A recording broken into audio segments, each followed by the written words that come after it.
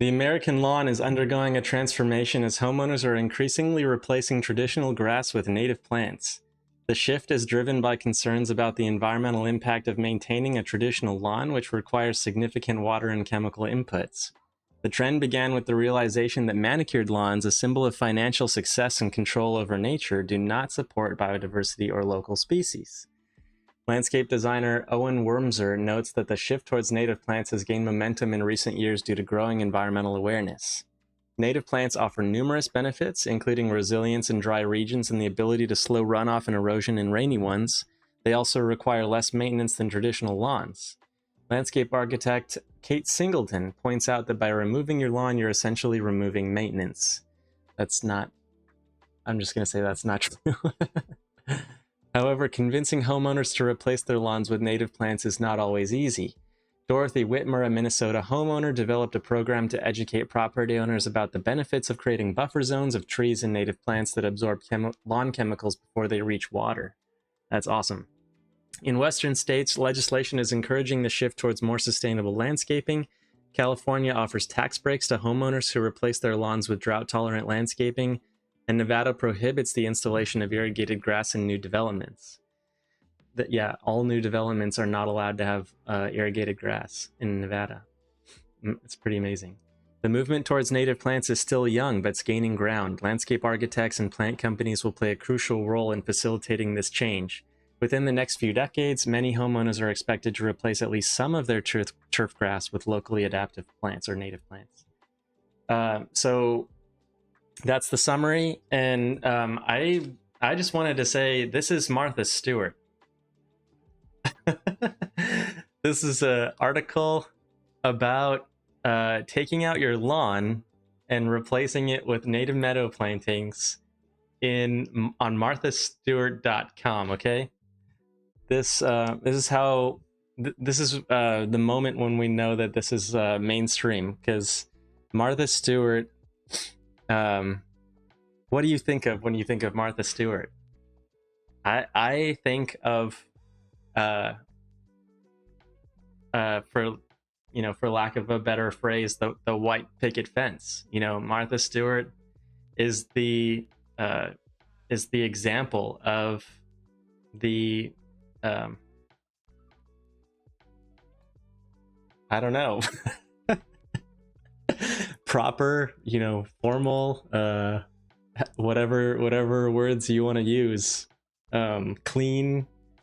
Yeah, it's pretty amazing that the sort of symbolic counterpart to that, which has been the lawn, is now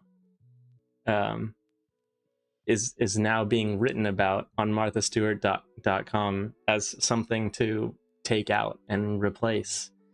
Yeah, it talks about a lot of the benefits here: drought tolerance, nutrient capture, pollinator habitat, low maintenance. That's probably something we should touch on, because the low maintenance part of native landscaping really does depend on how the native plants are designed, which species you choose, how you combine them and arrange them, and then what you use to fill in the gaps. If you're covering the ground completely with plants, or if you're using a different kind of substrate, gravel or mulch, or just bare soil, you have to really think about the plants themselves. Native plants oftentimes have seasonal cycles and do require seasonal maintenance, unless you just go with the tried and true evergreen low maintenance plants that are sort of the one-to-one conventional landscaping alternatives. But so there's going to be some maintenance with native plants. The goal is to have low maintenance, and definitely low maintenance in terms of amendments. You don't need to add mulch every year. You don't need to irrigate. You don't need to fertilize. Don't use chemicals. If it's a large scale, maybe some herbicide application, but the goal would be to organically treat weeds and hand pull, and just get out there and get involved in the garden. So if it's a small scale and that's manageable for you. So in terms of amendments and inputs, for sure, native landscapes are much more sustainable. It's just nice to have a relationship with them and get out there and do maintenance once you have one. So, and that's a fun thing for me. I love seeing these plants change over time. I love having a relationship with them, seeing them grow, spread, do whatever, and adding more over time. You can never have enough plants.